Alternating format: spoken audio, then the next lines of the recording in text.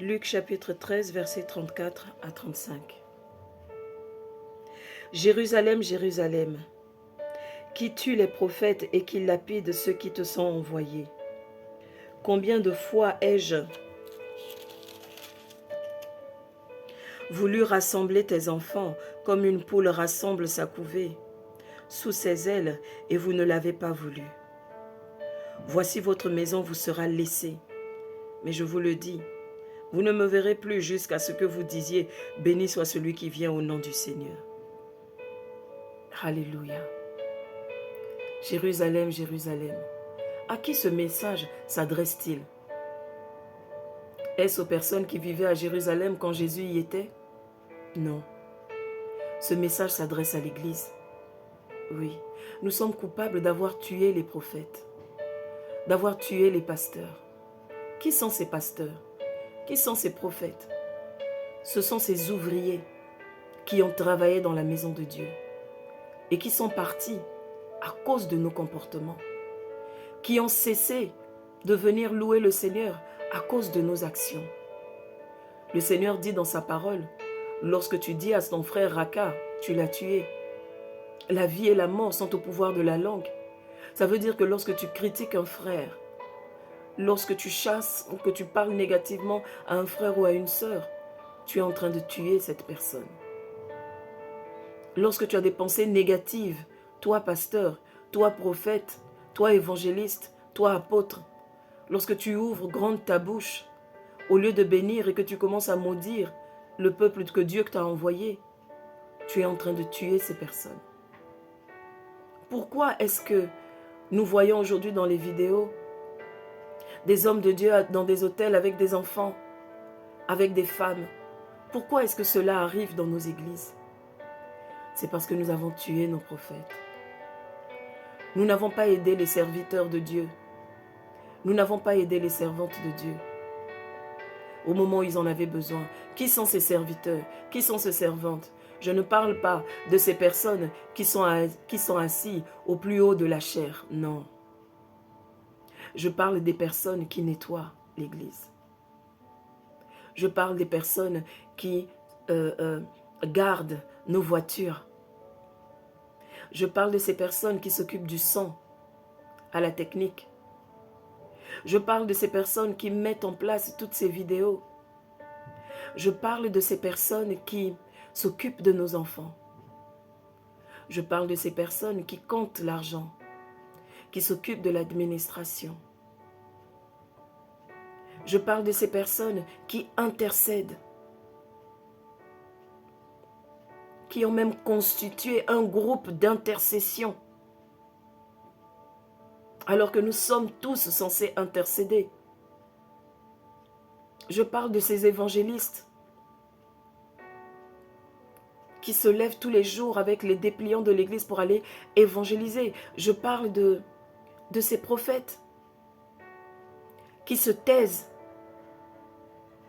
parce qu'on ne leur donne pas l'opportunité de parler. Je parle de ces pasteurs qui sont devenus l'ombre d'eux-mêmes, qui n'arrivent pas à subvenir aux besoins de leur famille. Je parle de ces femmes de pasteurs qui sont envahies par la haine, qui sont pointées du doigt. Je parle de ces prophétesses qui sont acculées. Tous les jours, nous tuons les serviteurs de Dieu par nos paroles. Chaque parole qui sort de ta bouche, soit bénie, soit maudite. Le Seigneur dit, celui qui dit à son frère Raka, l'a tué. Quelles sont les flèches qui volent le jour? Est-ce que ce sont seulement des flèches de maladie? Non. Ce sont les flèches de condamnation. Ce sont les flèches de haine. Ce sont les flèches qui pointent du doigt. Mais lorsque tu pointes du doigt un problème, pourquoi ne vas-tu pas vers le frère ou vers la sœur pour parler à ton frère et à ta sœur comme recommande la Bible? Pourquoi est-ce que tu ne vas pas vers ton pasteur pour lui dire, pasteur, voici ce que j'ai constaté? Oui, mais si je le dis, voilà comment on va me regarder. Non, c'est ta responsabilité. d'aller vers ton frère ou vers ta sœur pour le reprendre et pour l'aider à prier, pas seulement pour le condamner.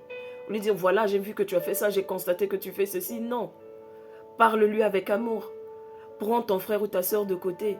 Prie pour ton frère ou ta sœur.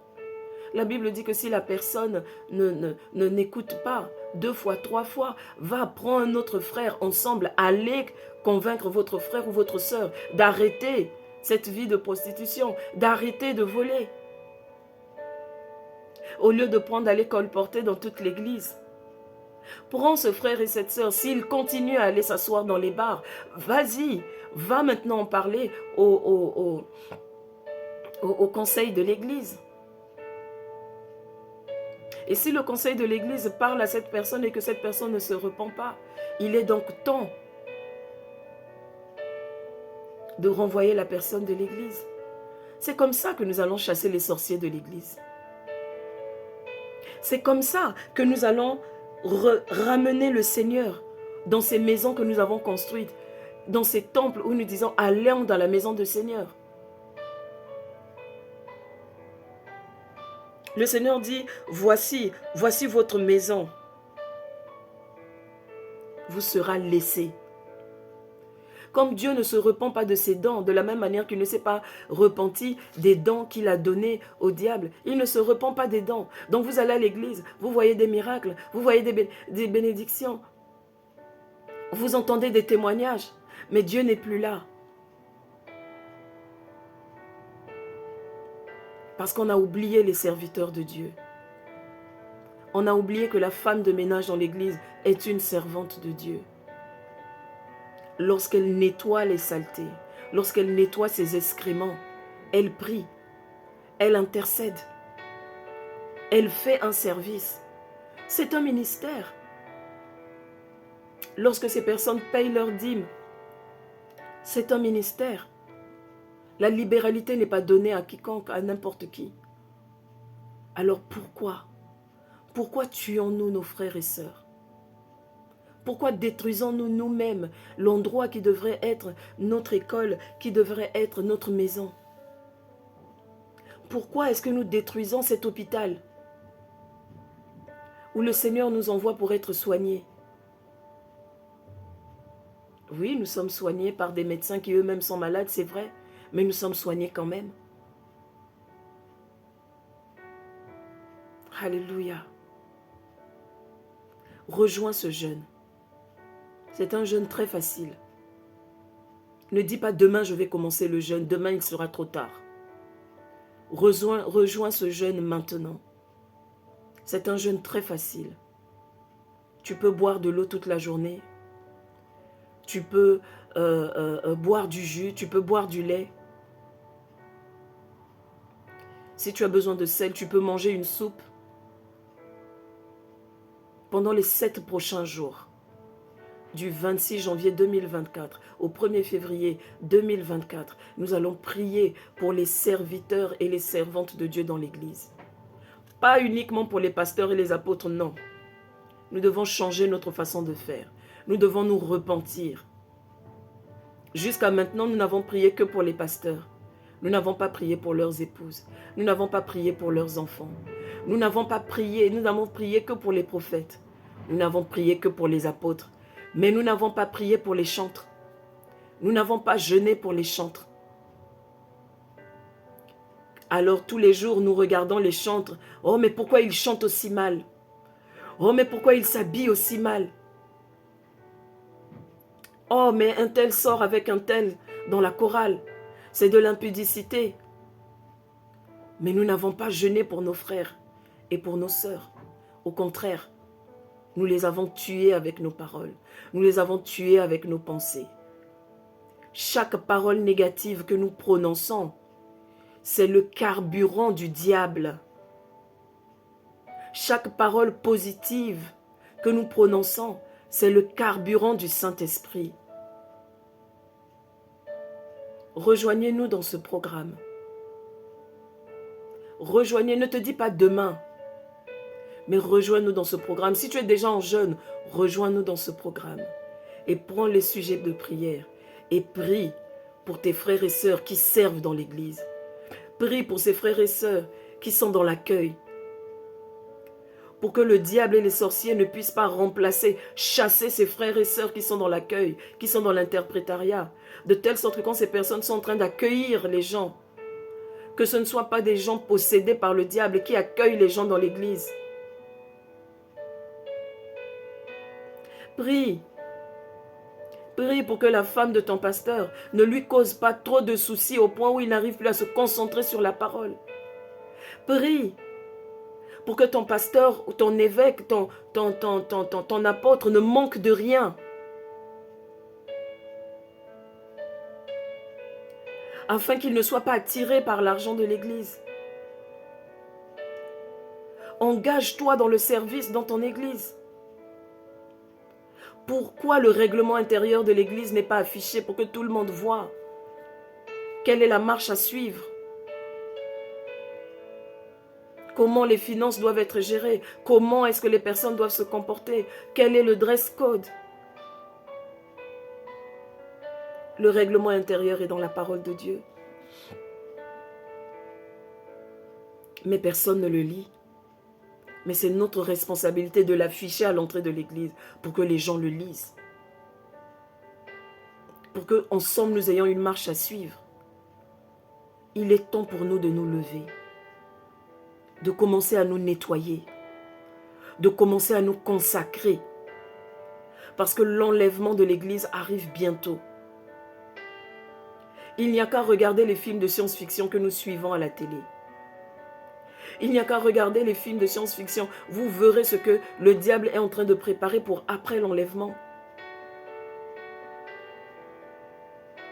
2030 arrive et il va y avoir des événements auxquels beaucoup ne seront pas préparés. Mais le Seigneur vous y prépare maintenant. La consécration est la clé. L'amour est la clé. La lecture de la parole continuelle, pas seulement un verset ici et là, est la clé. Le Nouveau Testament est le carburant dont tu as besoin pour tenir dans ces moments. Entre dans ce jeûne, ne dis pas demain. Laisse le morceau de poulet qui est sur ta main. Essuie ta bouche et consacre-toi à l'Éternel. C'est cette consécration qui va appeler le Seigneur. Et l'Église dit viens. Et l'Église dit viens. Et l'Église dit viens. Pourquoi est-ce que l'Église dit viens? Parce qu'elle s'est consacrée, parce qu'elle désire le Seigneur. Satan ne veut pas que tu précipites, que tu le précipites dans le feu. Il fait tout pour retarder ce moment. Et dans sa haine, il veut t'emmener avec lui. Il faut que tu te repentes. Se repentir, ce n'est pas demander pardon. Se repentir, c'est demander pardon et prendre la décision de faire demi-tour. Se repentir, c'est Seigneur, je change ma façon de faire à partir d'aujourd'hui. Que le Seigneur te bénisse. J'ai mis en commentaire et j'ai mis aussi dans le descriptif, dans le titre, le lien YouTube où nous prions tous les soirs de 1h à 2h du matin. Mets ton réveil. Mets même 5 réveils s'il le faut. Va dormir à 17h, à 18h, dors pour être en forme à minuit. Et le Seigneur va t'aider. Le Seigneur qui va voir les premiers pas que tu vas faire, tes efforts, il t'aidera à être là. Que le Seigneur te bénisse. Je te souhaite une très belle journée au nom puissant de Jésus-Christ. Amen.